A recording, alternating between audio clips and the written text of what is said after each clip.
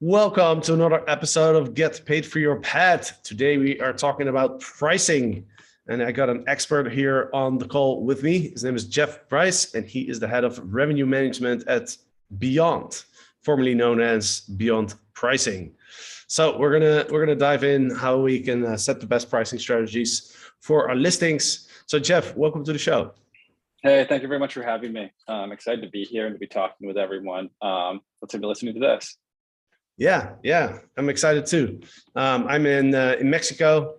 So for those who are watching on YouTube, you'll see I have a little bit of a different setup today. I just finished the SDR Legends Mastermind live event here in southern Mexico with Eric and our SDR Legends Mastermind members. So we'll talk more about that on in a different podcast episode.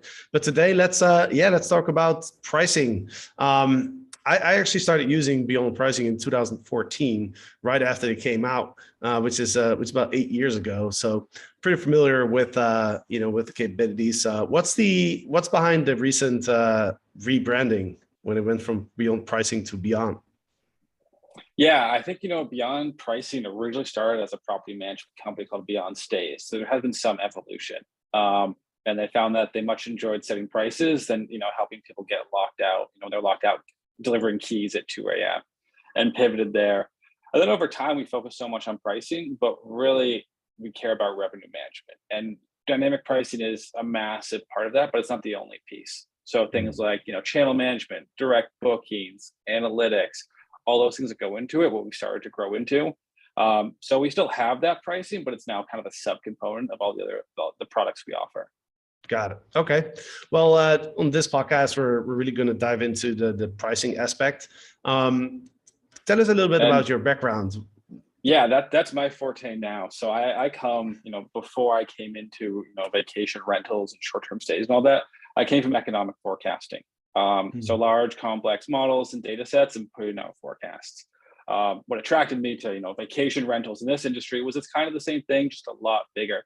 We have a lot more data on individual listings, and running these complex models on localization is just really attractive. So that's what got me interested in it. And that was about 4 or 5 years ago. So since then, I've just enjoyed it. It's fun to price the world. And where I sit, I lead our revenue management team, which is a bunch of analysts reviewing all the market data, the performance, and tweaking everything. So we're really kind of hand holding the algorithm in the background. We're essentially the pricing team at a pricing company, which is really fun to be right at the core of it. Yeah. So one thing that I noticed with a lot of our students and people in our community, I think by now everyone's kind of heard of the pricing algorithms and everyone's kind of aware that they can increase their revenue using a pricing software. But I think what a lot of people struggle with is they sign up and then there's so many parameters. There's so many things that you can set, so many different factors involved. What are some of the most important things that people should focus on when they start using a pricing algorithm in your opinion?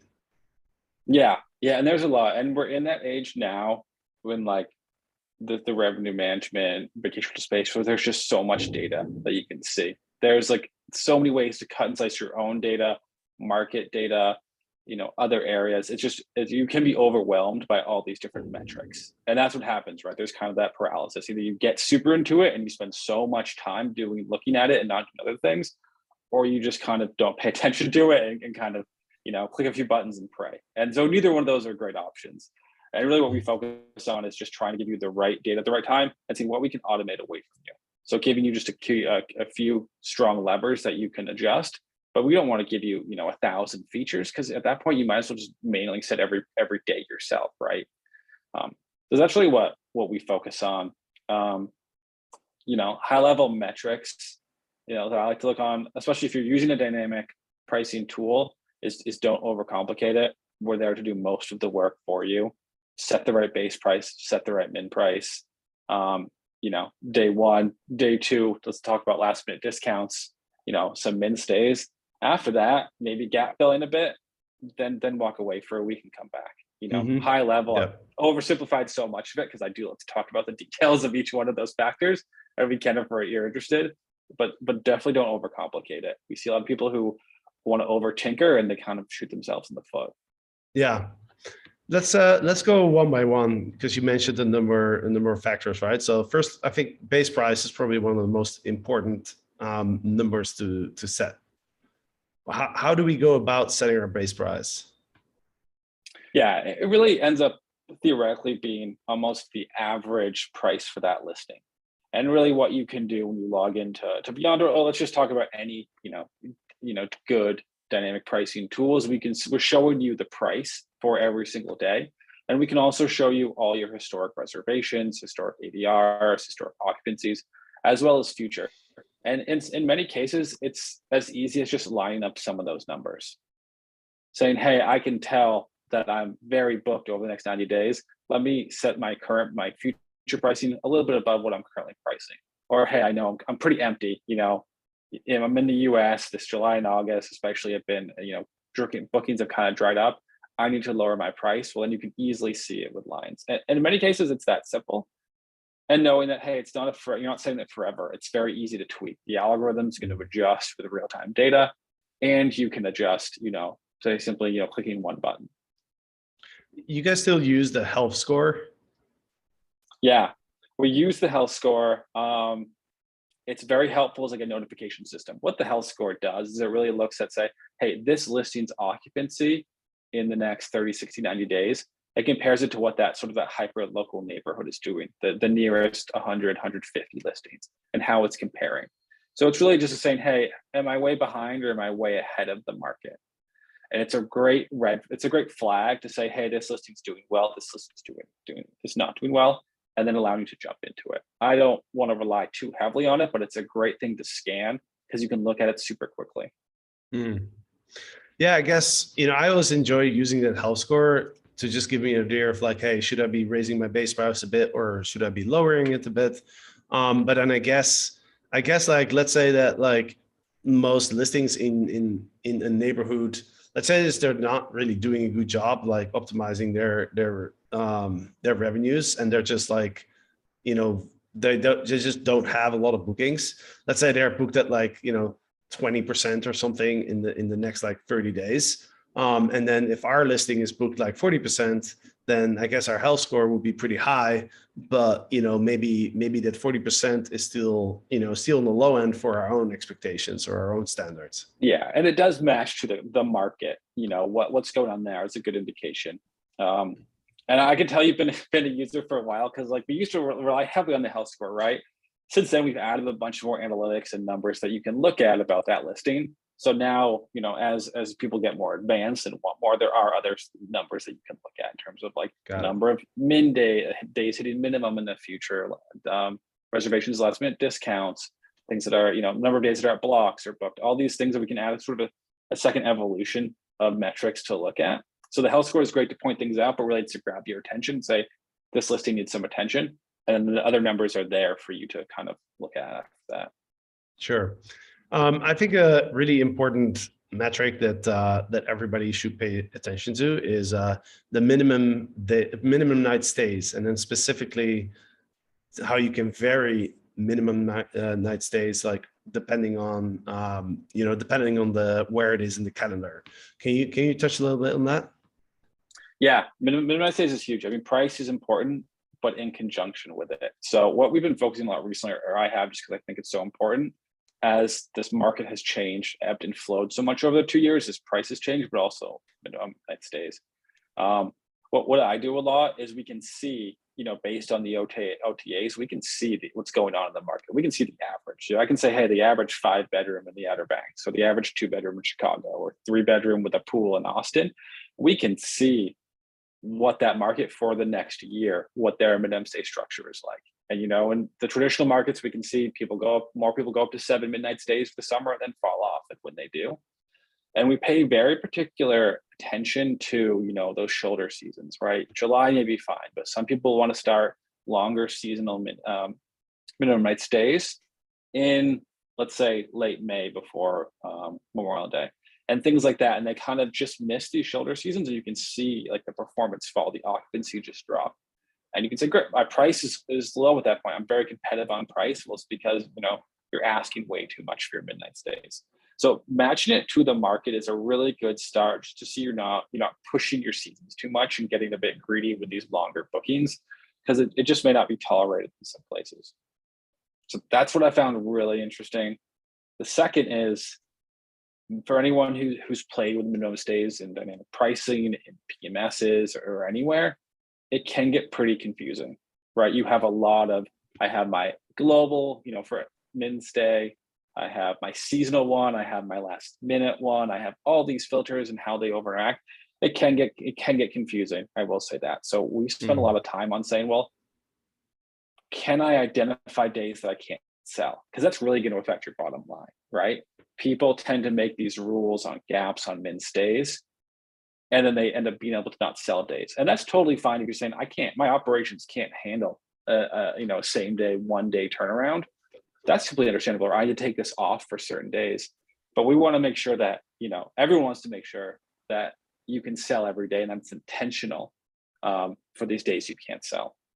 Yeah. So we focused a bunch on like how to detect these, how to share it with you, making sure you're aware of that, helping you to change it if not. And then also saying, okay, I can't sell it, but maybe I can reach out to the guests before or after and say, do you want to extend your stay for a large discount and help fill those days, but it's not a changeover. Yeah, I would say my favorite functionality when it comes to min stays and what's worked really well for us is, we do a minimum of 3 nights for any stays that start with a Thursday or a Friday. Right. So what we don't like is a Friday to Sunday booking, or especially not a Thursday to Saturday booking is something that we really don't like, because then like it breaks up the weekend.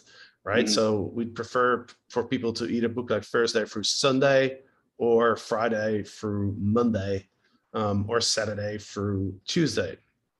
But, like when we're like a week or two out, we let go of that 3-night minimum stay. We changed it to 2 because there's less of a chance that somebody's gonna book the 3-day weekend, right? Because there's basically you're cutting off some demand, right? Because Friday to Sunday is a very popular. There's a lot of demand for that, right? Friday to Sunday, right?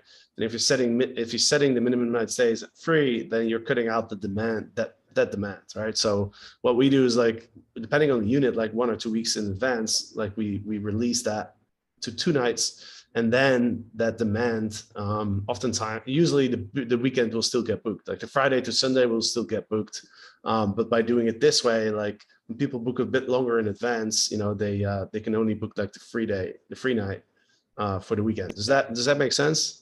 Yeah, and that's what, this idea of last minute min stays is trying to say, okay, let's reduce the minimum number of, night stay as we get closer to the check-in date, so that we can pick up other demand. We don't want these 2-night stays, but as we get closer, we need it. And that's very powerful. I will also say, in conjunction with the idea of last minute discounts of lowering your price. And in your case, we see a lot of people who will like to stagger them. We don't want you to change from 3-day to 2-day at the exact same day you drop your price 10 or 20%, right? Because you may get flooded with that demand. And so we see people like to decrease their midnight stay, then wait a little bit, then decrease their price, and almost go back and forth to add that incremental demand. Because we want it to be filled. We're willing to negotiate a little on midnight stay and price, but we don't want to have a fire sale right away. So that's one of my suggestions for anyone listening. Yeah. And then I think the other powerful functionality with the midnight stay, and you mentioned this, is that we also use is for filling up calendar gaps, right? So no matter when somebody books, no matter it's a weekend or not, if we have a 2-night gap, then obviously we don't want to have a 3-night minimum stay, because then nobody would be able to book that gap, right? So I think that's important. And that's the idea of gap filling, right? Like this can be a very complex subject, just midnight stay alone, because you have gap filling rules and you can have different fills, and it's percentage discounts on top of that. It can get very complex. So like having a system that you understand is really important. Yeah. You also you mentioned minimum price as one of the most important factors. Minimum price is an interesting one, because I feel like if you set a base price in the pricing algorithm, then, like, should we not let the price algorithm just decide what the minimum price should be? Or should we say like, hey, I don't want to rent out for less than a certain amount of money just because maybe we don't want to attract a different guest avatar, or maybe it's not worth the hassle for us to, to have that booking. What are your thoughts on that? Yeah, I mean, I go back and forth, and I talk with a lot of people on this. Minimum price is one of the larger conversations we have when setting up, any size property manager, because it's so important to each listing. And we go back and forth because what happens is like we have the base price, so should we just never touch the minimum price?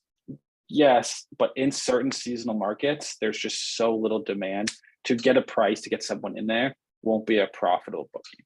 And I don't want people to take unprofitable bookings, right? No way you should do all this work and it should cost you money.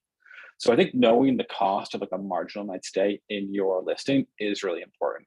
I know how much it costs me to turn this over for the utilities, add all that up. Even a rough calculation is super helpful to know, hey, if I have someone come, it costs me $120 to do this, right? So if I get 120, that's net neutral. Maybe I don't want to do that because of wear and tear and all these things. That's not factored into your market. Yeah. So knowing that, and then building off, maybe you want a margin above that for some reason, and that's set that as your min. But I would try and base it off some rough math, because we see a lot of people and say, I want $300 a night. And that's great. You can get that in summer, your high season, your shoulder season, but you're going to miss, 30 to 40% of the calendar because no one's going to pay that in your low season. And we see that a lot. And people set it up there and said, this is what it's worth. I'm saying, yeah, you're right for a lot of the year, but not enough. And picking up on those extra days of occupancy, even at, medium to lower ADRs, is really how you get that increased revenue overall when you look back at the year. You're probably very dialed in for high season. Maybe you can get a few percentage points of, here and there on it. But like picking up on that shoulder season, that low season revenue, that's where you get those big gains. Yeah. And if you have the high min, you really don't get it. That's why we tend to look a lot at like percent of unbooked nights at minimum price and show that to people historically and saying, hey, we've talked about minimum price, decide not to do anything, but now we can look back and say, hey, 60% of your nights in May were at the minimum price. Like those aren't getting a real chance to be sold because you're kind of cutting off the algorithm, and really focus on seeing what you can do at a profitable booking to get those booked. Yeah. I think another concept that is important to understand as well is the idea that like when you get a booking, there's a direct value that you receive, right? A direct amount of money that you receive, but there's really also an indirect future revenue that is attached to that booking too, right? Because if you get one booking, first of all, that guest might come back, right? So the lifetime value of that customer might be more than just that one booking. And then number two is that person could also introduce your listing to somebody in their network, right? Where they say like, hey, I said this is cool Airbnb, like check it out if you're ever in town or something like that.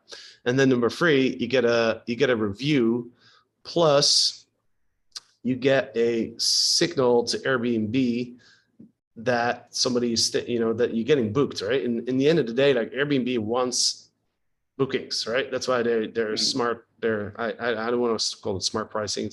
I think their smart pricing engine is not very good. So maybe we just call it dumb pricing, but that's why it always like suggests like really low prices, because Airbnb, like, they're more focused on the occupancy and like number of bookings.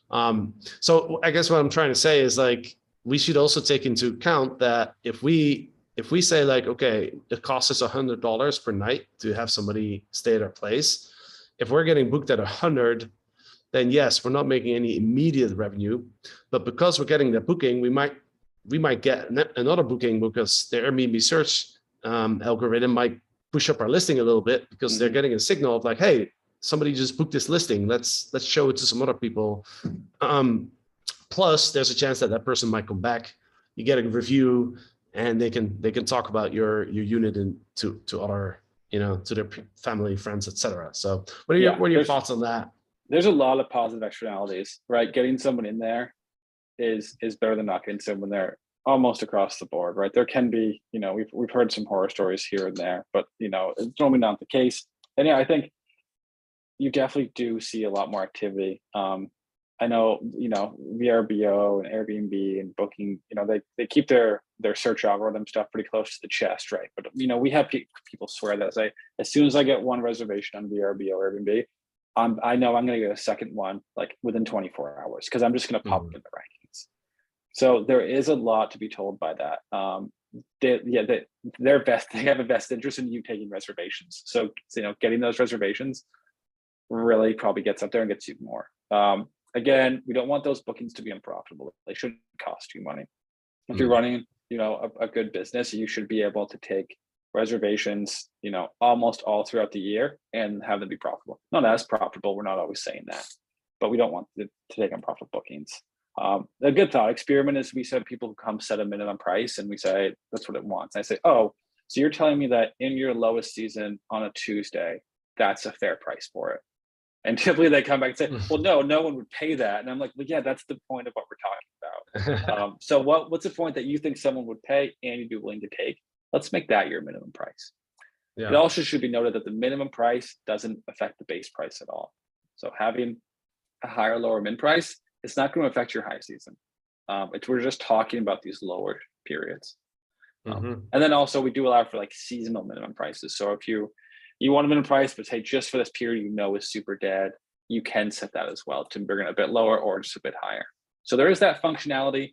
Again, there are all these functions everywhere and features everywhere, but just set a reliable minimum and it's going to solve so much of your problems. Yeah. Okay, so we talked about base price. We talked about minimum night stays. We talked about min price. I guess the last one that's really important as well is last minute discounts. And I guess in conjunction with that, like maybe also far out booking premiums. Yeah. I love this topic. I think it's super interesting. I will start off by saying this is a great feature. It's a great thing to do. It itself is not a revenue management strategy. We look at some people who they come to us and say, this is what I'm doing with my pricing. And it's kind of just this slanted line. And their whole idea is I'm going to charge a super high amount far out and I'm going to have a fire sale at the end. And really that ideal booking window, they're just mispricing that by so much that they're not competitive when people are looking for a listing and they have to fire sale it at the end. So I truly believe in these fire premiums and these last minute discounts, but it should be the asterisk at the end of the right price and not solely just focus on that. So my disclaimer there. Having said that, yeah, I love it. I think it's really important, as we've learned over the past 2 years, that the booking lead time can change and change quickly. So last minute discounts, fire premiums, you don't need to look at them every week, but monthly, quarterly, do check in on them because they should vary. You should have them varied by at least the markets you're in if you're across different markets, the booking lead time, and the bedroom size, and the season if you're really interested in going a step further. That's how I tend to think about that. Interesting. Because the booking lead time changes so much by an 8-bedroom versus a 2-bedroom. An 8-bedroom in Oahu versus a 1-bedroom in Seattle is night and day difference, and that should be really dialed in. Yeah. I guess last minute bookings don't happen as much for larger homes versus 1 bedrooms. I would say it depends on what you call last minute. I would just expand the idea of last minute for 8-bedroom in Hawaii could be 3 months, and a 1-bedroom in Seattle is probably 1 day. It's kind of that. But making sure you're matching up, roughly correlating with the booking lead time is how I like to think about it. Yeah. What about discounts? And so just the last thing on this, because I think it's general advice I look at roughly is percent of reservations that come in using last minute discounts. I think roughly we're talking anywhere between 10 and 25%, depending a bit on the market. If you're getting 0, then they're just not strong enough and not working unless you're 100% occupied. And if you're getting 50%, well, then you're probably starting to discount your actual peak booking window and kind of you're discounting reservations that already would have happened. So as a rough guideline, start there. It'll depend a bit by market and by season. But if you're at the extremes, you're either doing too little or too much. And again, it's designed just to discount at the last minute to get someone in the bed, it's not the main strategy. Next question is, I'm thinking about like last minute discounts, and I'm thinking about like discounts for calendar gaps.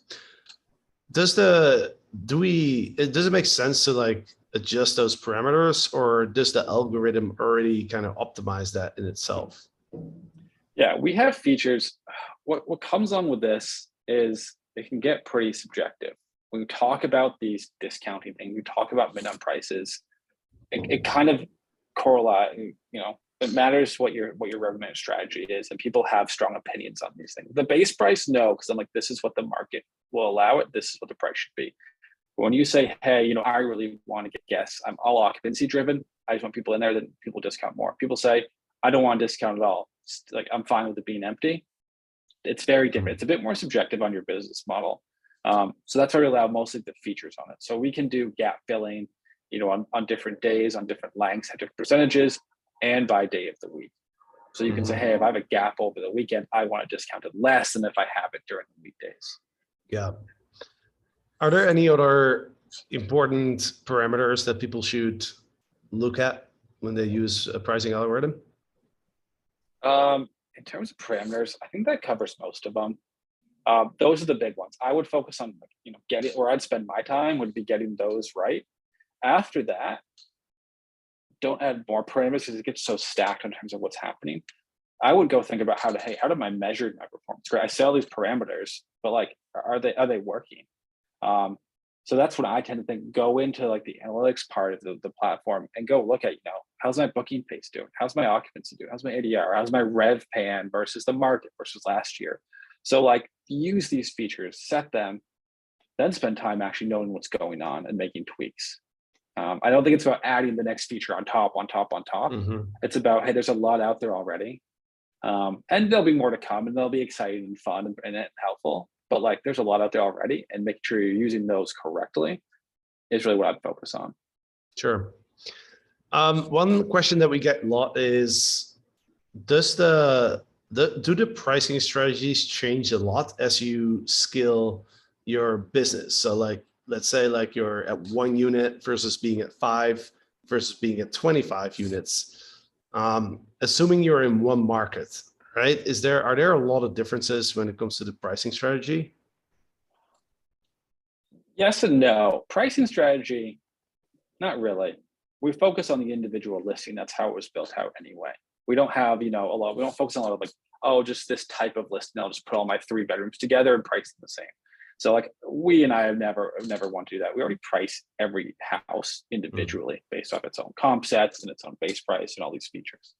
So it's focused that way. I think what comes in as you scale through the different, 1 to 5, 5 to 15, 15 to 50, and you get really big, it's just how you go about doing this, because it gets much more difficult as you get larger. It's a lot more listings, a lot more owners to manage too, if you're doing sort of that rev share model, and it gets more to manage. So the operations and the revenue management team, whether it's an actual revenue manager or just a person who's taking it on, really changes. So for the individual person, that house, that listing, inside and out, probably, the market, you can set base prices pretty well and track it. When you start to scale, typically it's the same person trying to do the same thing for 10 houses now. And that's when we see, it really gets difficult. And so knowing the features to set up and then be able to walk away for a week and then come back and spend 30 minutes reviewing prices and walk away to focus on other parts of the business is really important. As people get bigger from that, they tend to get more people involved, and then making sure you have someone specifically focused on revenue management. Great. You as the owner, maybe don't want to focus on 100%, but get, the person in charge of reservations or marketing, but train them up on this so that they can focus on it. Someone still needs to be focused on it, but doesn't always have to be, the owner at these positions. And then as you go from there, building up a team to focus on it, how you run these meetings, cadences of what data you check and when, booking reports, all those things kind of grow as you grow the system. But in the very beginning, it's taking, your knowledge on it and then there's a huge demand on your time to scale in that beginning part, right? That's a huge issue. And pricing is very important, but it shouldn't be, taking all of your time to do. Yeah. one thing that I've always thought about is because I see this over and over. People tell me like, "Hey, I signed up for this pricing tool," but I'm like, I'm kind of confused like how to use it. A lot of hosts are not necessarily like numbers people.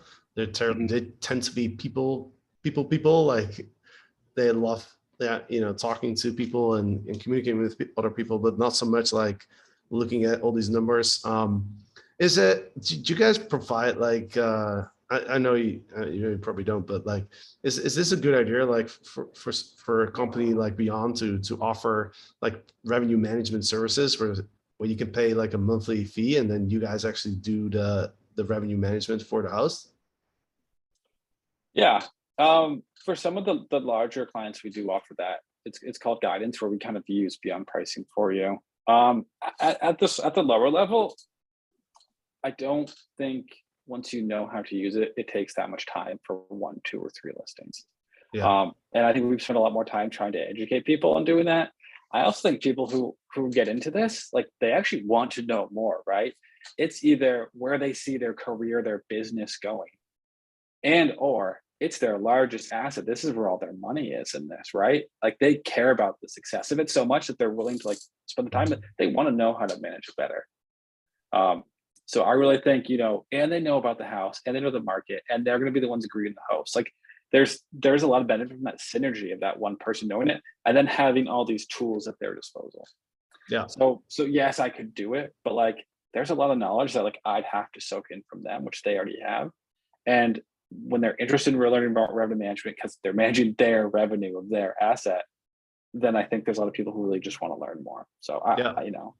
we have a lot of documentation and courses and webinars. I think it'd be a great area to grow into and help educate the whole industry because there's a lot going on, and I think people are hungry for it. Mm-hmm. Yeah, that makes sense. What are some common mistakes that you see hosts make when they start using Beyond? We talked about the min price, which is one. I'd also say the second one is base prices. Not necessarily setting it up.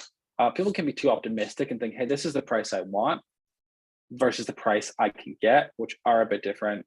The biggest mistake I see with that is when, we tell people, okay, go set the base price, monitor the reservations that come in, come back in a week, let's review, and maybe we'll change the price. And we like to do small incremental movements, right? Because we should be pretty narrowed in to start. And then maybe we have to increase it 3 or 5% or decrease it 3 or 5%, depending on the booking pace and occupancy. Great.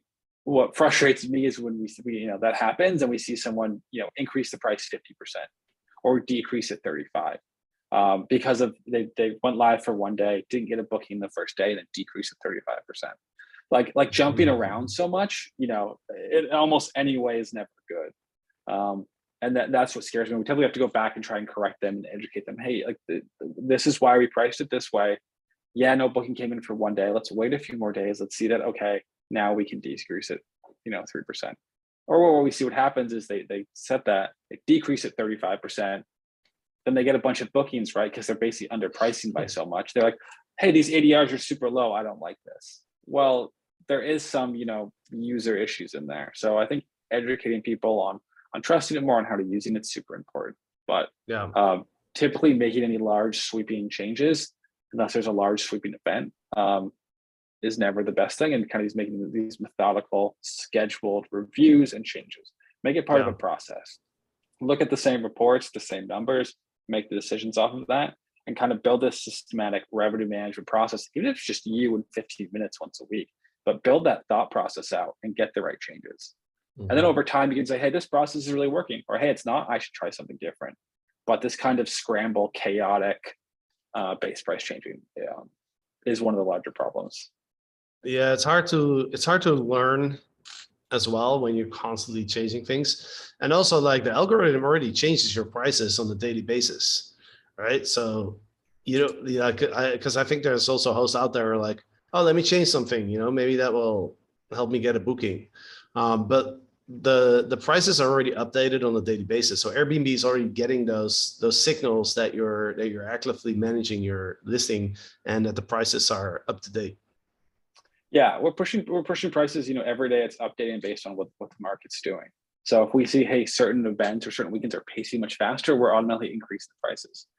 If we see that, this, June is pacing much behind what last year June was doing, we're gonna be lowering that whole seasonality a bit too. Like there's all these factors going on doing that for you. Um, Designed to take care and automate all that stuff, which like computers and algorithms are really good at. And then giving you a lever like the base price, like last minute discounts, to have some power over it, because we still want you to have control. It's still your listing. But focus on just those small tweaks with it, because the algorithm's doing a lot of work in the background. Got it.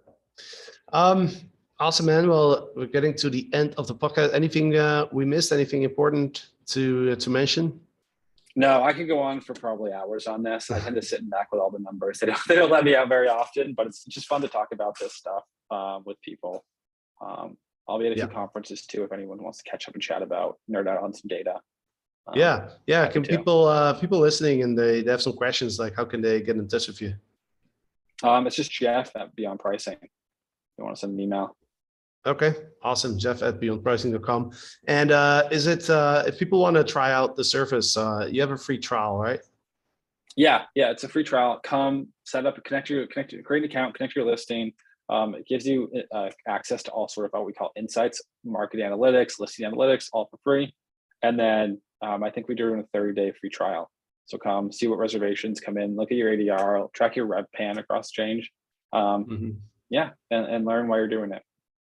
Awesome. Right, Jeff. Well, thanks for jumping on here. It was interesting to chat with you. And for the listeners, thank you for listening. And of course, on Friday, Eric and I will be back with another episode. So have a great week and see you soon. Okay, thanks again.